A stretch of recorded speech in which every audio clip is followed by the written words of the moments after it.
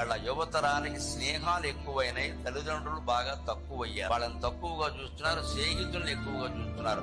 అమ్మ ఒక పని చేస్తే చెయ్యడు, నాన్న ఒక పని చెప్తే చెయ్యడు. ఫ్రెండ్ పిలిచాడనగానే మాత్రం బండి ఆరోగ్యంలో పెట్టి పరిగెట్టేస్తారు. తల్లిదండ్రుల మాటకి విలువ ఇవ్వడమే చాలా ముఖ్యం. ఉంటారు ఫ్రెండ్స్ ఉంటారు కూడా, రెండింటి మధ్యలో పోటీ లేకపోతే నీ స్నేహితుల మాటకి విలువించుకో. తప్పు రెండింటి మధ్యలో పోటీ వస్తే మా నాన్నగారు ఒప్పుకోరు, మా అమ్మ ఒప్పుకోదని చెప్పాలి ఖచ్చితంగా. అప్పుడు ఆ స్నేహితులు కూడా నేర్చుకుంటారు ఎలా ఉండాలి. స్నేహం కోసం తల్లిదండ్రులని విడిచిపెట్టవద్దు. అలాగే తల్లిదండ్రులే స్నేహితులు అనుకోవాలి. కొంతమంది ఎదిగిన పిల్లలు, ఆడపిల్లలు ముఖ్యంగా ఎలా ఉంటారు, మా అమ్మే నాకు గొప్ప ఫ్రెండ్ అంటారు. తల్లి ద్వారా నేర్చుకుంటారండి. బహుశా ఆవిడకి ఇప్పుడు చాలా చిన్న వయసులో పుట్టుండొచ్చు కూడా. యవ్వనంలో ఉండే అమ్మాయి మనస్సు ఏమిటో ఆ తల్లికి తెలిసినట్టుగా వేరే వాళ్ళకి ఎలా తెలుస్తాయి. అందుకని ఊళ్ళో వాళ్ళు ఎవరన్నా అడిగితే మా అమ్మే నాకు స్నేహితురాలు, ఇక వేరే స్నేహితురాలు నాకు అక్కలంటే ఆ తల్లి ఎంత ఆనందిస్తుంది, తండ్రి ఎంత ధైర్యంగా ఉంటాడు. ఆ ధైర్యాన్ని తల్లిదండ్రులు ఇవ్వకపోతే బతుకు దండ.